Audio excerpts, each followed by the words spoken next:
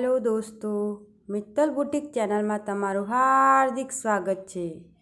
આજે હું તમને 34 સાઇઝના ડ્રેસનું માપ બતાવવા જઈ રહી છું, તો તમે આ વિડીયો એન્ડ સુધી જરૂરથી જોજો। અને અગર તમે અમારી મિત્તલ બુટીક ચેનલમાં પહેલી વાર આવો છો તો અમારી આ ચેનલને સબસ્ક્રાઈબ કરો અને અમને સપોર્ટ કરો। તો દોસ્તો, દરેક સાઇઝના ડ્રેસનું ગળું, શોલ્ડર, બાયગાળાનો આગળનો ભાગ, બાયગાળો કેટલો લેવો તે અલગ અલગ વિડીયોમાં જોવા મળશે। તો દોસ્તો, અઠવાડિયામાં 3 વિડીયો આવશે, મંગળવાર, ગુરુવાર અને શનિવાર, તો તમે તેની ખાસ નોંધ લેજો।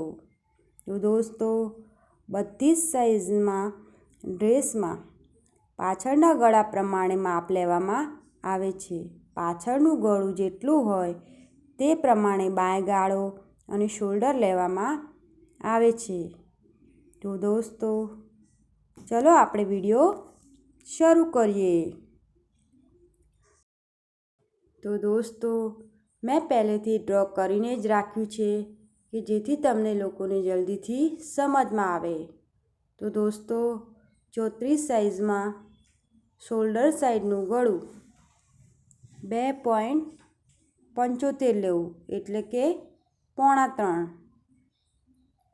આગળનું ગળું તમે તમારી પસંદગી પ્રમાણે લઈ શકો છો, 6, 6.5 કે પછી 7, તમારી પસંદગી પ્રમાણે। આને અમે બાયગાળાનો આગળનો ભાગ કહીએ છીએ।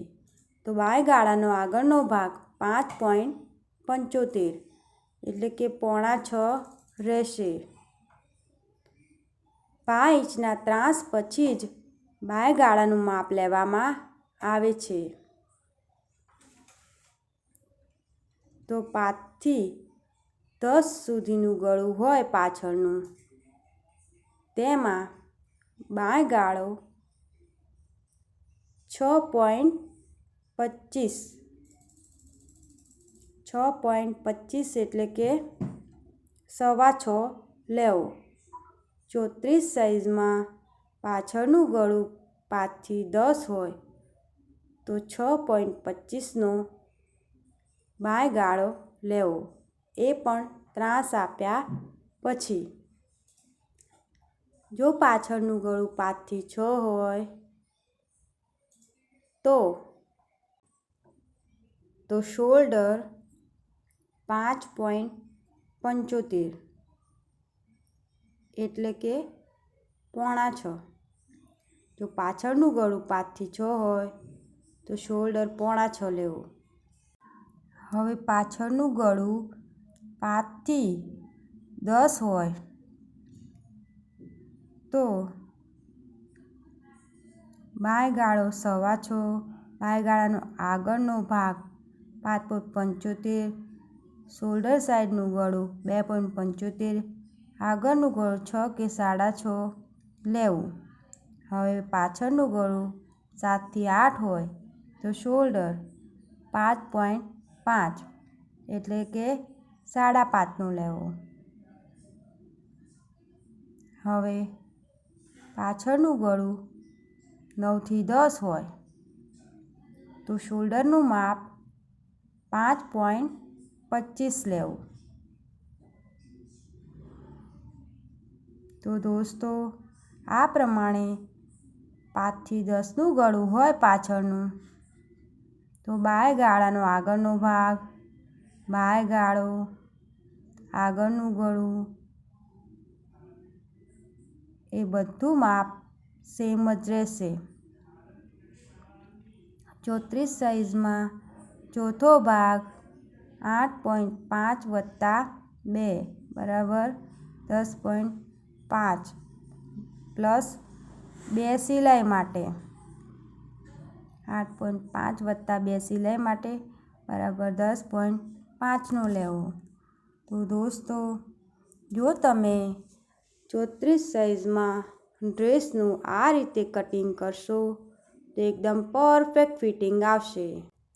તો દોસ્તો, ડ્રેસનું ફિટિંગ સારું હોય તો જ ડ્રેસ ફાટે ત્યાં સુધી પહેરવો ગમે. અને અગર જો ડ્રેસનું ફિટિંગ બરોબર ના આવ્યું હોય તો મગજમાં ક્યારેક ને ક્યારેક એવો વિચાર આવે કે ડ્રેસ ક્યારે જલ્દીથી ફાટી જાય. તો દોસ્તો, મેં પૂરેપૂરી કોશિશ કરી આ વિડીયોમાં વધુમાં વધુ જાણકારી તમને હું આપી શકું. તો તમે કમેન્ટમાં તમારી રાય જરૂરથી આપજો કે તમને શું ફાયદો થયો. તો તેથી બીજા લોકો પણ તમારી કમેન્ટ જોવે અને તેમની પ્રોબ્લેમ સોલ્વ કરી શકે. તો દોસ્તો, વિડીયો અગર સારી લાગે તો લાઈક જરૂરથી કરજો. હવે બાયનું માપ કેવી રીતે લેવું તે આપણે વિસ્તારથી સમજીએ. તો મેં અહીંયા બાય પહેલેથી ડ્રો કરીને જ રાખી છે કે જેથી બાયનું માપ કેવી રીતે લેવું તે હું જલ્દીથી તમને સમજણ આપી શકું. તો લંબાઈ વત્તા 1 ઇંચ પટ્ટી માટે અને ઉપરથી 3.25 લેવું. ઉપરથી 3.25 પછી નિશાન કરવું અને ત્યાંથી 6.25 પછી બાયનો શેપ આપવો. 6.25 વત્તા 2 ઇંચ સિલાઈ, પછી નીચે 1 ઇંચ પટ્ટી વાળવા માટે.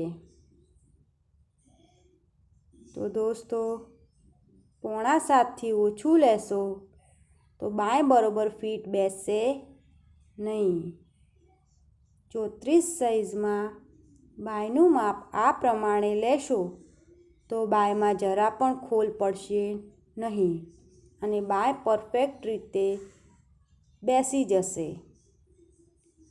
તો દોસ્તો, તમે આ રીતે કટિંગ કરશો તો તમારા ડ્રેસનું પરફેક્ટ ફિટિંગ આવશે. તો દોસ્તો, વિડીયો અગર સારી લાગે તો લાઈક જરૂરથી કરો. અને જો તમે અમારી મિત્તલ બુટીક ચેનલમાં પહેલીવાર આવો છો તો આ ચેનલને સબસ્ક્રાઈબ કરો અને અમને સપોર્ટ કરો. તો દોસ્તો, 50 સાઇઝ સુધીના વિડીયો સ્ટેપ બાય સ્ટેપ આવશે.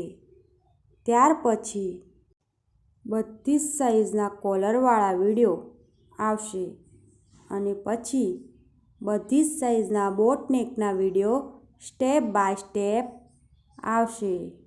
માટે દોસ્તો, આ બધા વિડીયો સૌથી પહેલાં જોવા માટે મિત્તલ બુટીક ચેનલને સબસ્ક્રાઈબ કરો. લાઈક, કમેન્ટ અને શેર જરૂરથી કરજો.